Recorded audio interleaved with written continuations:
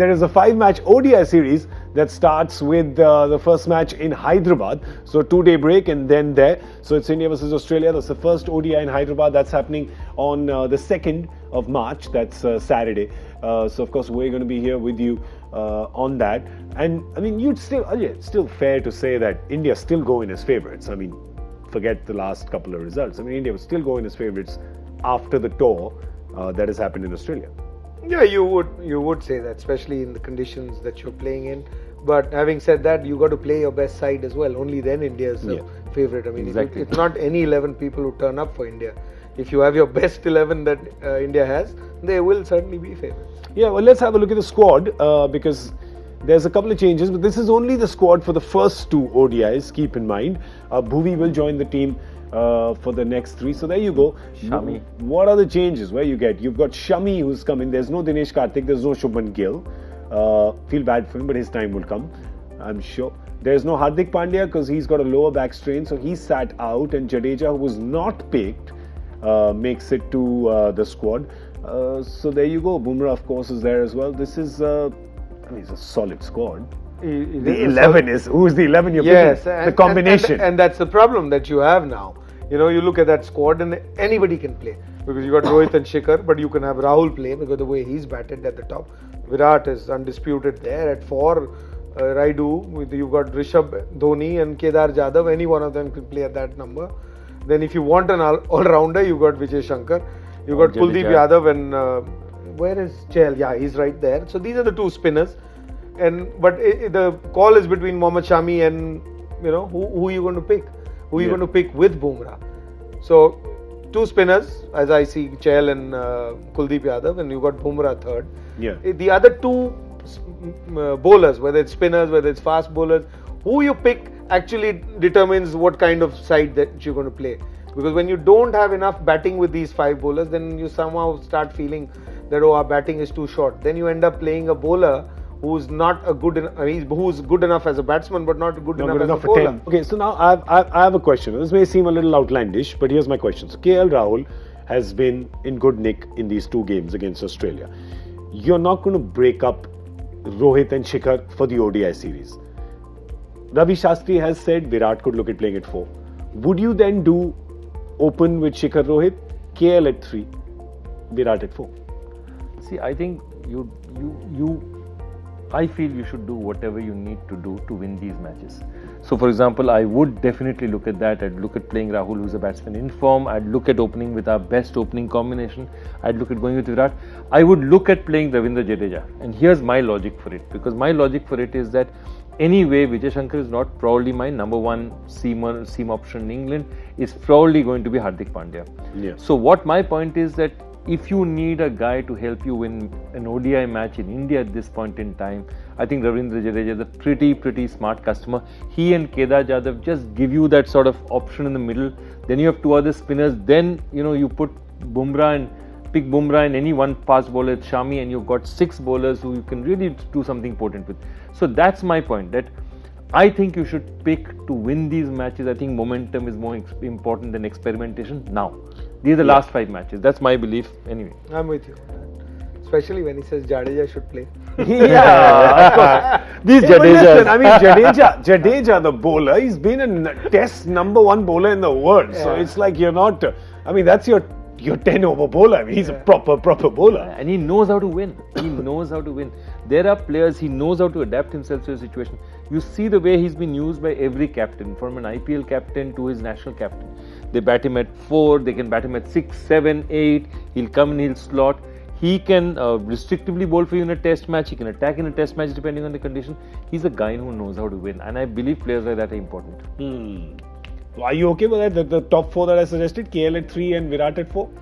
I'm one who certainly believes that KL should open whenever he plays. And I gave you the reason the other day, I'll repeat it, because he is one who likes to start an innings, the pace of the innings. He's comfortable doing that. It's not the format. A lot of people feel that it's the format in one day or test matches he gets bogged down. But when he starts an inning, the flow of the game, he's much comfortable. When he comes in the middle of the innings, whether it's a 3 or 4 or 5, you might bat at 3, but you come in at over number 16. The game is different.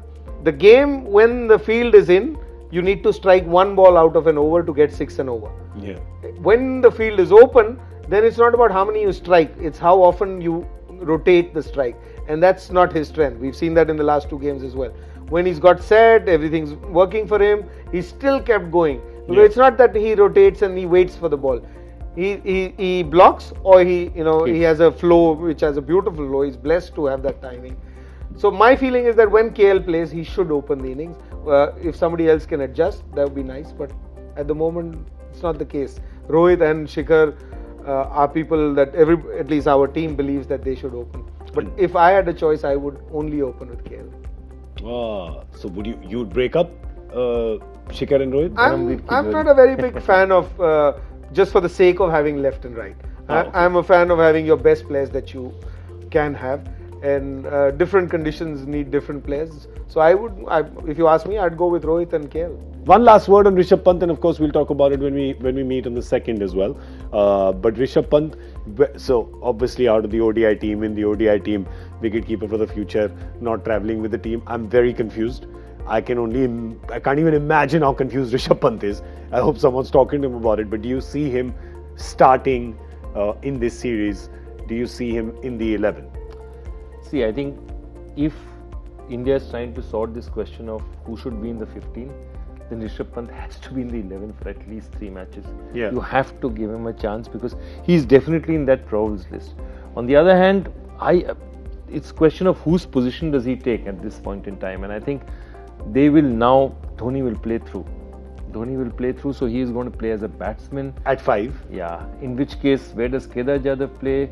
If 6. you don't play a Kedar Jadhav, then you don't have that 6th bowler. So I don't think that's the problem for Rishabh Pant is you cannot experiment with both a Rahul and a Rishabh Pant. Both of them are not going to be able to play together. Not in the kind of lineup that we have right now.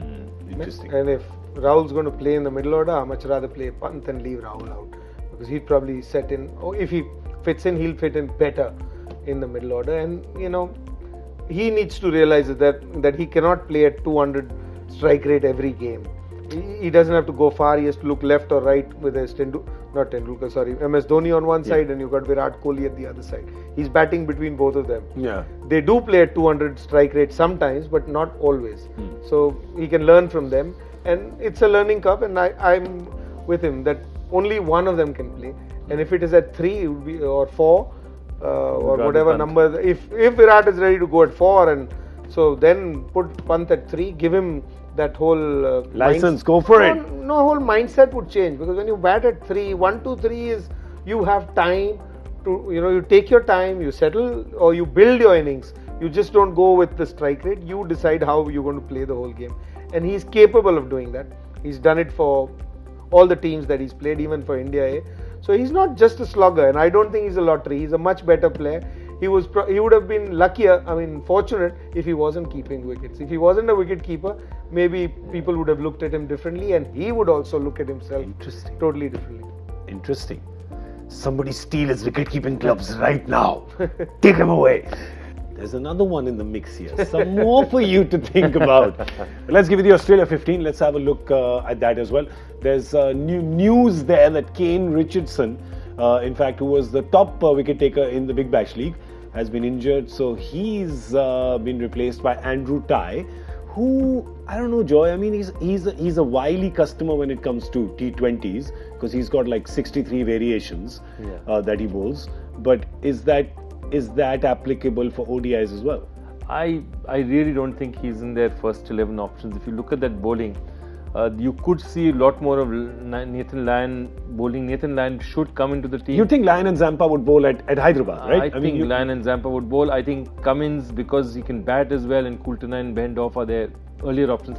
I think Tye is right now a backup option for them. He's definitely not their first 11 option.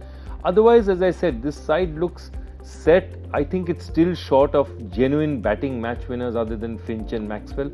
But look, that's some limitation of the size they have. They've picked their best side, and obviously they're hoping these are the guys who will deliver them. I mean, they'd probably play Alex Carey. I don't see Hanscom. I don't know, I'll have to look back. I don't remember if Hanscom was the ODI keeper. I mean, it was Alex Carey who was the keeper, right?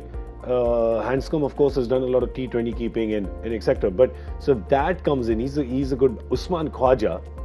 Yeah, I mean, century against Sri Lanka as well, coming to some form at the end of the Australian summer. I'm a big fan of Usman Khwaja's batting. I guess just fluid left-hander. So would you see that happening then at the top? Would you see perhaps a Khwaja coming in at 3 and a Darcy shot still opening? I feel what will happen, because you're changing the format, so Finch goes to open. Yeah. So we should put the squad up again while Ajay's saying that. Sorry. So what Stoinis comes back. Yeah. So you got 2 openers up there. Then Khwaja or Sean Marsh, because both of them have had a good run. Because it's a longer version of the game. You need people like that to hold the innings together. And they have enough firepower at the end, because with Maxwell, you can send him up or down the order. Stoinis, Maxwell to follow. So 6 there, and then the 5 bowlers. I'm with Joy, because 2 spinners and the 3 seamers.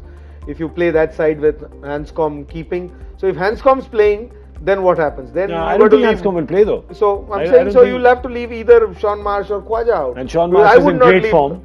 Yeah, he's been in great form, so you don't leave him out. Yeah, so Khwaja is a solid batting. I don't think Hanscom makes it. I don't think Hanscom makes it to the ODI. So who keeps wickets? Batting lineup. Alex Carey does then. Okay, then what happens to Darcy Short? He's had 2 good innings. He got run out in 1 game. Darcy Short's had a tough time anyway getting into the ODI squad or cementing a position there. But with this win, you want to carry on. I mean, you want to carry on as many people into the first one-day international from this format. Or because you won 2 games. See, don't forget, we're not talking about Indian team where we're not worried about winning or losing. The state of mind that Australians have gone through in the last 2 years is totally different. Yeah. So if they make too many changes, I'd be surprised, but you never know, because they've had coaches in the past that surprised you as well. So yeah, so basically the problem is that Australia has no keepers and India has a lot of keepers. Right? We can lend them one. I think they should trade, you know. We'll give. But we used to do that in gully cricket, right? Yeah, our guy will be your wicket keeper.